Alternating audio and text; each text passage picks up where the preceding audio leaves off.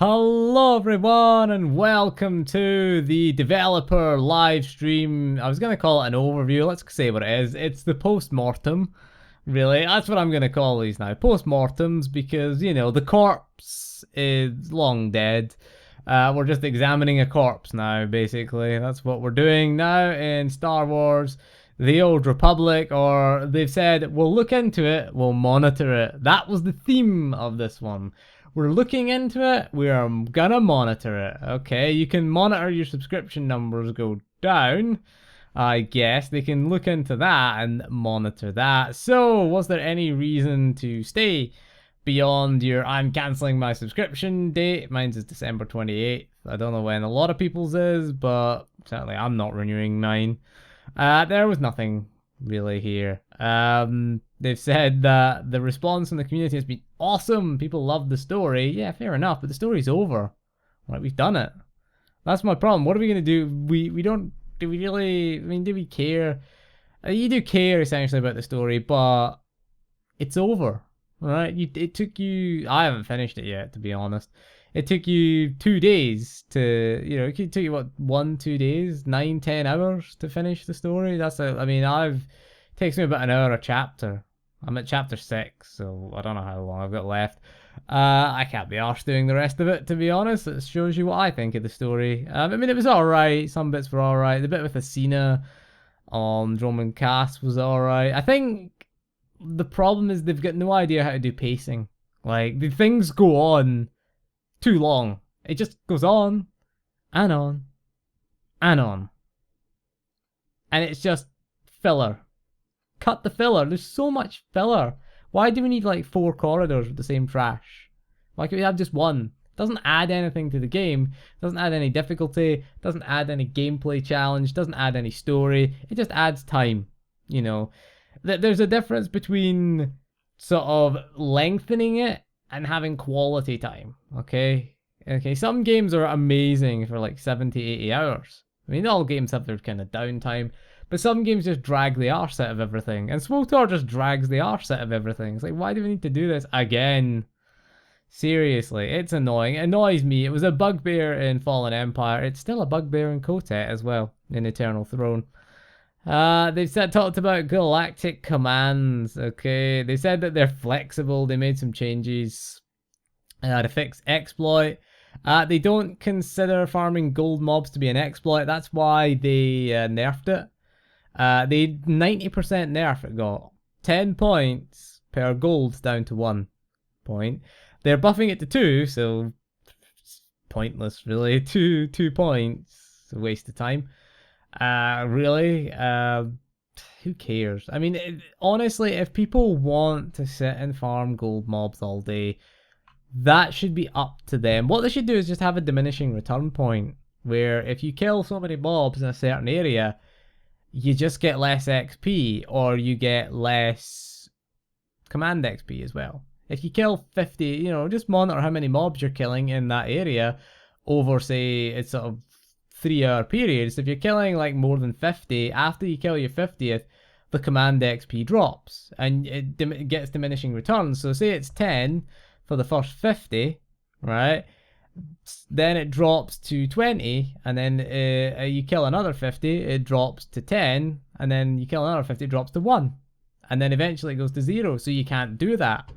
You can go around every other planet and do it, but then at least you're playing the game that way. I don't see the issue if people want to play the game. It's not an exploit to farm mobs. You know, we've all farmed mobs at time. You need XP or whatever. You farm a mob, you're looking for a drop, you farm mobs. It's part of the game. You know, you're still playing the game. You're not exploiting the game, going around and killing mobs.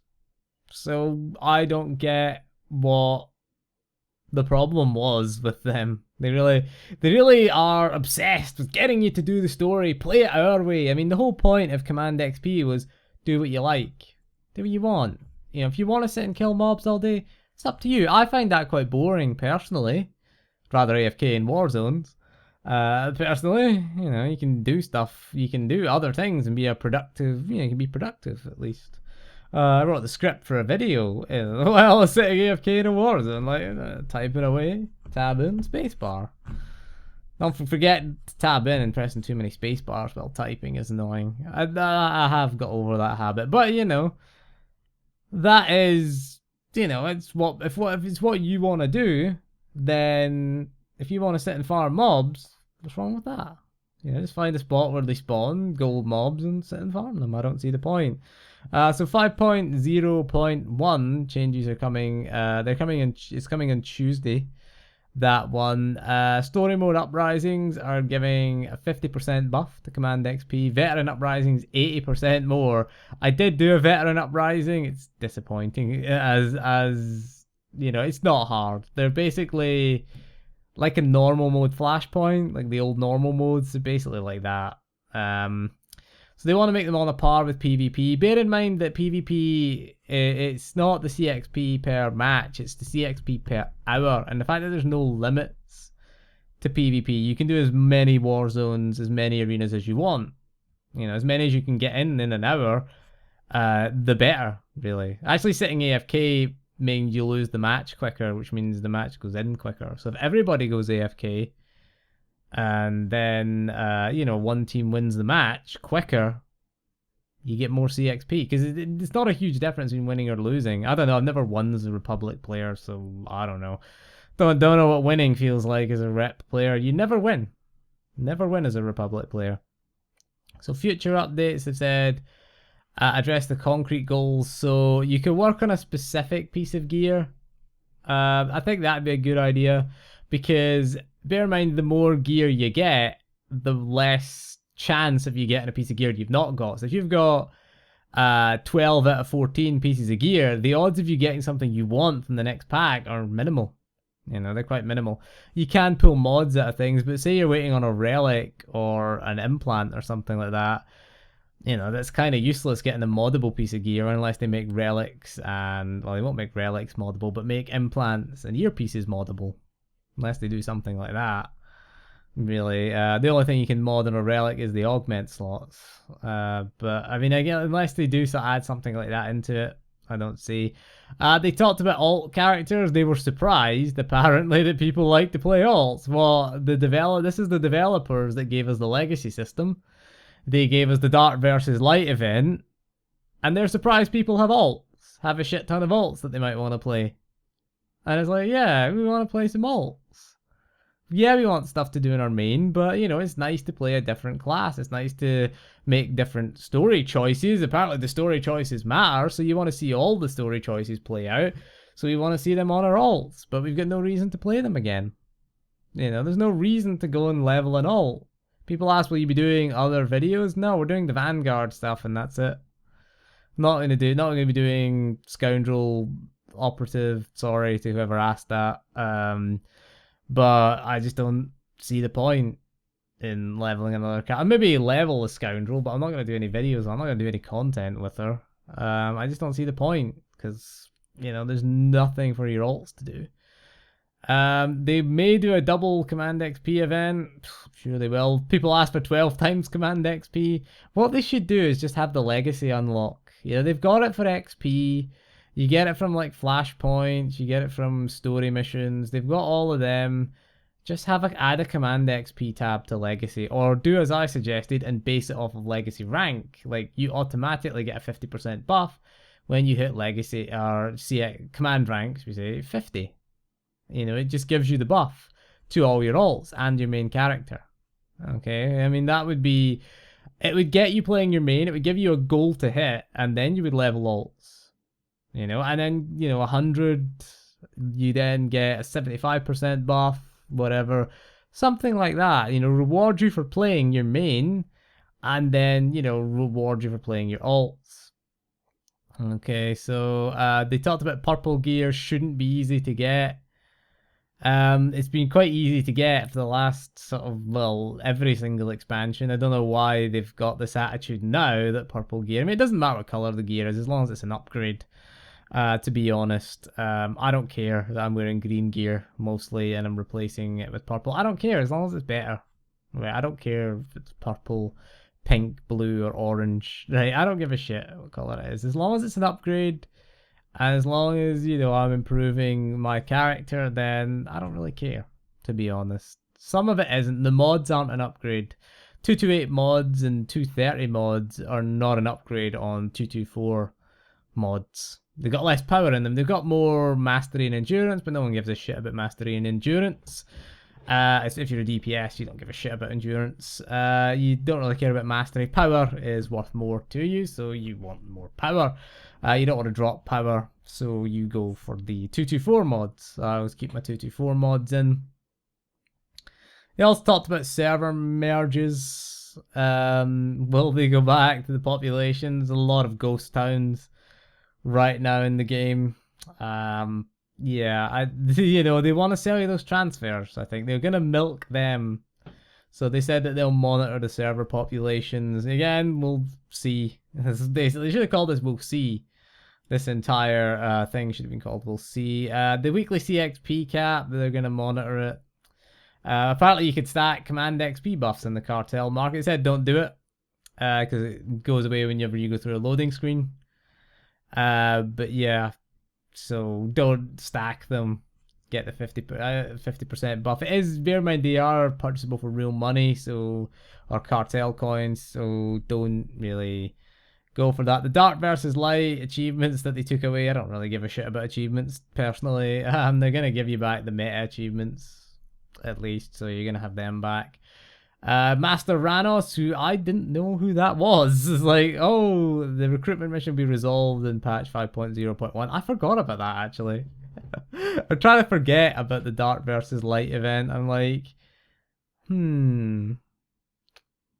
should I, you know, it's like, who was that? Who's Master Ranos? Like, all right, the Dark versus Light companion, which is still in my inventory and I haven't even used the consumable. Yeah, I mean, I got Shay Vizsla. I summoned her once and then let her go, and I was like, oh, bye Shay. Hi Shay, bye Shay. See you later.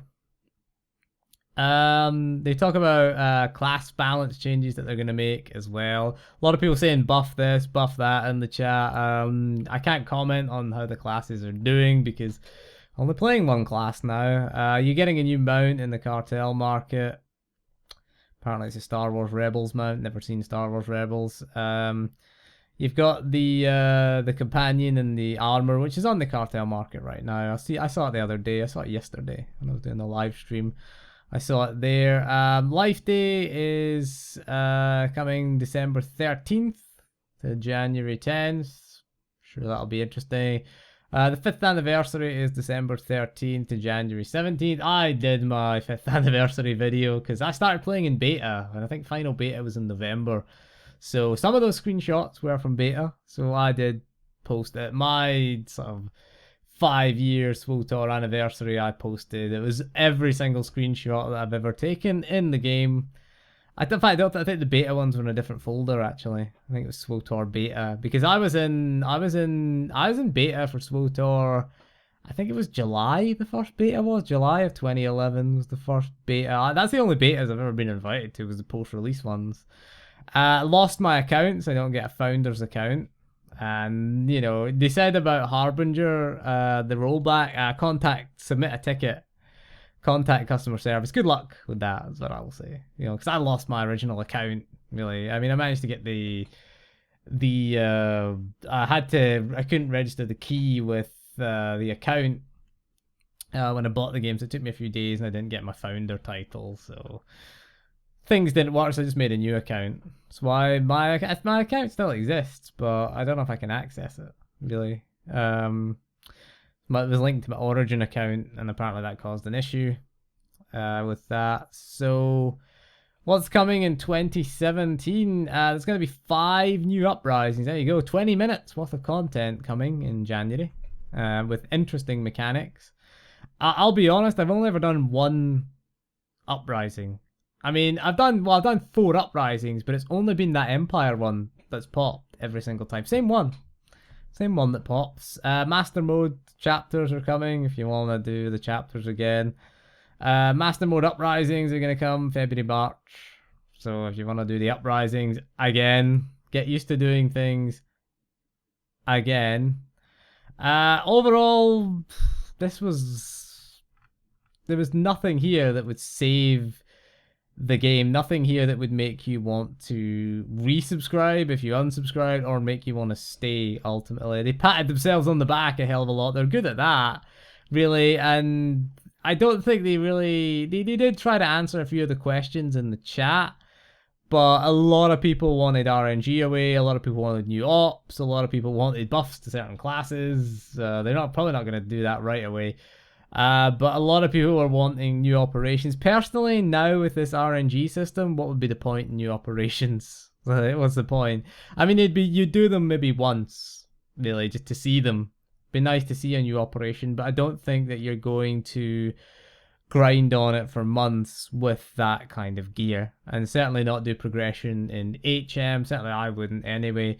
So we're at the stage where the gearing system is so bad that new ops, I don't think, would save it. I think the gearing system is a disaster. I think it should at least be modified. I mean, I've had a few thoughts about the gearing system.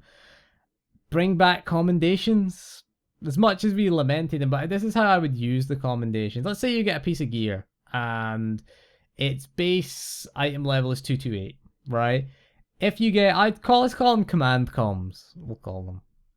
My idea is simply, you take the item, you put it into a forge type thing, a star forge, let's call it a star forge type thing. And yeah, maybe even have a quest for it. And what you do is you spend those command things, and you can upgrade it to a 230 blue item. 228 green can go to a 230 blue item. A 230 blue item can go to, say, let's say 234 purple, and a 240 item can go up to 242. So that way you get the comms by doing operations, by doing PvP, by doing heroics. The operation is probably the best method. Say it costs 100 comms, right? 100 command comms to upgrade a piece of gear, right? That way, if you get a low item level piece of gear, you can then go and grind and get comms from doing ops. Say you get 50 comms an op, and it costs 100 comms. So do 2 ops. Say you get, I don't know, 20 comms a PvP match, really, to match the kind of effort of ops. So you do 2 ops, or you could do 5 PvP matches, and you could get that piece of gear and upgrade it at least. So at least it takes the sting of not getting a set piece, of not getting that piece of gear, because I honestly get a 228 piece and I go, this is not an upgrade. You know, I got a 228 earpiece, and it's like, no, it's not an upgrade. It has 11 more crit in it. That's the upgrade. Nah, I'm not re-augmenting that. I'm not wasting credits re-augmenting it for 11 crit. It's not worth it. You know, if you're min-maxing, you might want that 11 crit. I'll just wait until I get like a 231 or, you know, a 241. I'll just wait. I'll just disintegrate it and I'll wait. Really, that's what I'm gonna do, because it's not worth pulling the old augment out, you know, getting another augment kit, putting the augment, applying the augment to it, and then putting the augment in. It's just not worth the credits. It's a waste of credits for that. For 11 crit that I'm not going to notice when I've got over 1400 crit. Not going to notice that, to be honest with you. So having the option to upgrade it, and maybe the next upgrade gives me sort of maybe more mastery, more endurance, and maybe 20 more crit, something like that. You know, because it doesn't give me more mastery, it doesn't give me more endurance, and all it gives me is 11 more crit. Essentially, that's it. That's the difference between that and a 2241. Not much of a difference at all. I did like if they'd buff the gear, buff the stats in the gear so that they were better than the previous expansion. Something like that as well would have been nice. Or have the option to upgrade it, because upgrading it to a 230, yeah, it might be better. Might be worth putting in then. But anyway, that is all for this video. So thank you for joining me. See you again soon, and goodbye.